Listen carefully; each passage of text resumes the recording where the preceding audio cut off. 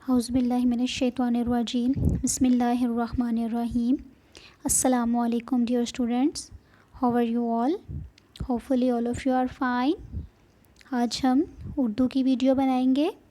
Class 1 subject Urdu lesson 3 اللہ تعالیٰ. یہ ہے آپ کا سبق نمبر 3 اللہ تعالیٰ. اس سبق میں ہم یہ پڑھیں گے کہ اللہ تعالیٰ ایک ہے اور توحید کا مطلب کیا ہے. So let's start our reading.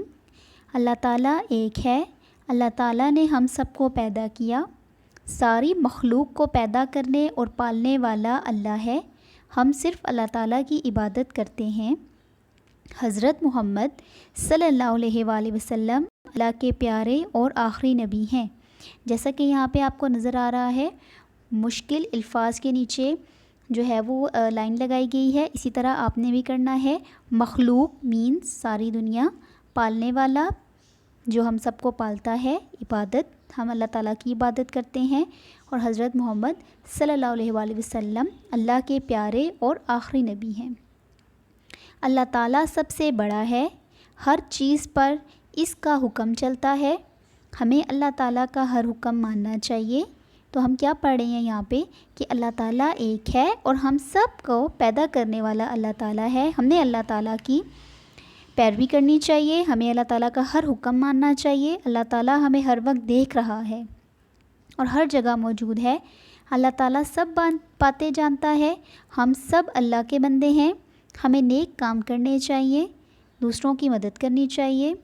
اللہ پاک کو ہمارے نیک کام پسند آتے ہیں. ہمیں کیا کرنا چاہیے؟ دوسروں کی مدد کرنی چاہیے. اور اللہ تعالیٰ جو ہے وہ ہمیں ہر وقت دیکھ رہے ہیں. کوئی بھی ایسی جگہ نہیں ہے جہاں اللہ تعالیٰ موجود نہیں ہے. اللہ تعالیٰ ہر جگہ موجود ہیں اور اللہ تعالیٰ ہماری ہر ایک بات سے جو ہمارے دل کے اندر بھی ہوتی ہے اللہ تعالیٰ اس سے بھی واقف ہیں. کائنات کی ہر شے اللہ تعالیٰ نے بنائی ہے. چرند پرند, انسان, حیوان, پہاڑ, سمندر, یہ سب چیزیں کس نے بنائی ہیں؟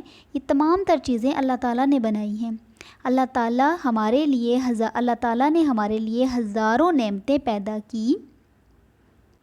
اللہ تعالیٰ نے ہمارے لیے زمین اور آسمان بنائے.